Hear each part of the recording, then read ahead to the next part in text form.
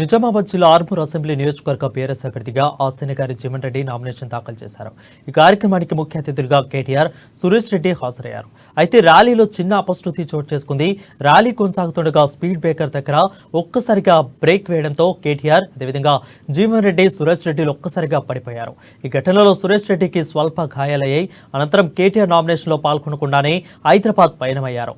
మరోవైపు ఆర్మూర్ తహసీల్దార్ కార్యాలయానికి జీవన్ రెడ్డి చేరుకుని నామినేషన్ పత్రాలు రిటర్నింగ్ అధికారికి అందజేశారు.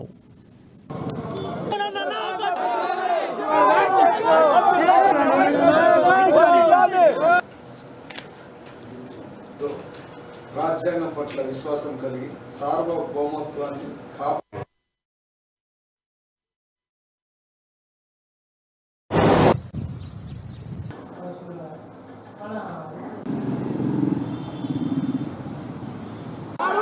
జై తెలంగాణ.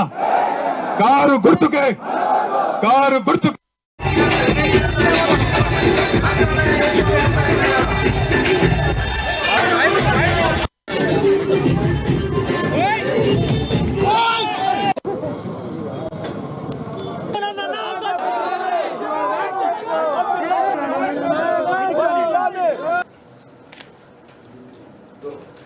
రాజ్యాంగం పట్ల విశ్వాసం కలిగి సార్వభౌమత్వాన్ని